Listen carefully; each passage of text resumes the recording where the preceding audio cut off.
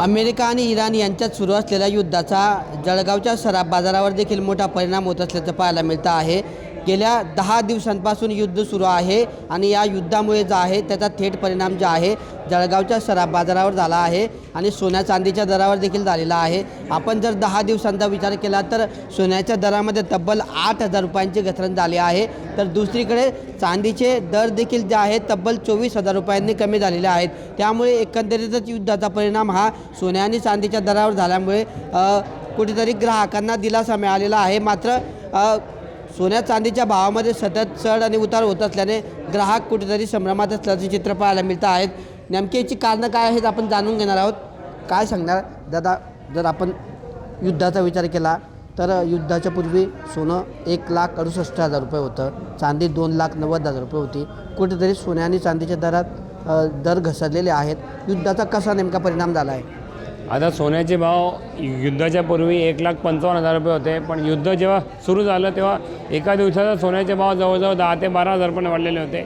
1,68,000पर्यंत सोन्याचे भाव वाढले होते आणि चांदीचे भाव 2,90,000 होते। पण युद्ध जसं 9 दिवस झाले आता युद्धाला, आज सोन्याचा भाव त्या दिवसापेक्षा 8,000 रुपयांनी कमी झालेला आहे आणि चांदीचा भावही 24,000 रुपयांनी कमी झालेला आहे। कुठेतरी 2-3 फॅक्टर्स या गोष्टीला, एकीकडे ऑइलमध्ये इन्व्हेस्टमेंट वाढते, ऑइलचे भाव वाढत आहे, इराण हा ऑइलचा सगळ्यात मोठा डेपो आहे म्हणून क्रूड ऑइलचे भाव वाढत आहे, नॅचरल गॅसचे भाव वाढत आहे। कुठेतरी जी इन्व्हेस्टमेंट जी सोन्यामध्ये सेफ इन्व्हेस्टमेंट म्हणून सोन्यामध्ये यायची ती आता ऑइल आणि नॅचरल गॅसमध्ये येते। सोबतच डॉलर इंडेक्स जो आहे तोही स्ट्रॉंग होतो आहे। बाकी करन्सीजच्या हिशोबाने, बाकी करन्सीजच्या तुलनेमध्ये डॉलर इंडेक्स स्ट्रॉंग झालेला आहे, त्यामुळे ही सोन्याचे भाव सातत्याने वाढत आहे।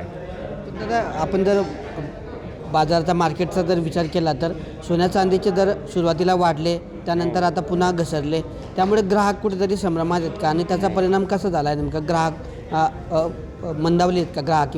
आता एका महिन्यापूर्वी सोन्याचे भाव 1,80,000 रुपये होते। कुठेतरी खूप व्हॉलेटाईल सोन्याचे भाव चालू आहे। 1,80 होते, नंतर परत 1,45 झाले, नंतर 1,55 झाले, आता युद्धामध्ये 1,68 झाले। मग कुठेतरी सोन्याचे भाव खूप व्हॉलेटाईल आहे, ग्राहकांना कधी कधी फायदाही खूप होऊन जातो आहे आणि नुकसानही सहन करावं लागतं आहे। त्यामुळे ग्राहक जेवढं लागतं आहे तेवढंच घेत आहे। ज्यांच्या घरी आता लग्न आहे तेच सोनं घेत आहे आणि काही इन्व्हेस्टर्स आहे जे स्पेक्युलेशनला लक्षात घेऊन शॉर्ट टर्म प्रॉफिट, ज्यांना कोणी स्पेक्युलेट करतं आहे की अरे आपण आज येऊन घ्यायचं तर पुढच्या हप्त्यात ते विकून टाकायचं, स्पेक्युलेशन खूप चालू आहे सध्या ग्राहकांमध्ये। त्यामुळे एक मार्केटमध्ये सध्या ओव्हरऑल बघितलं तर वेट अँड वॉचची भूमिका आहे सध्या मार्केटमध्ये। तर अशा पद्धतीने सोन्या आणि चांदीच्या दरावर या अमेरिका आणि इराण यांच्या युद्धाचा मोठा परिणाम झाला आणि त्यामुळे सोन्याचे दर सातत्याने चढ उतार होत असल्याचं पाहायला मिळतं आहे।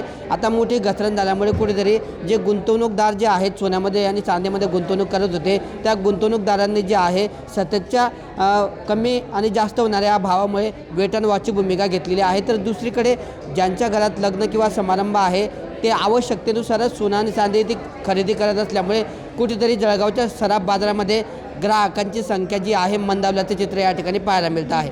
किशोर पाटील, TV9 मराठी, जळगाव।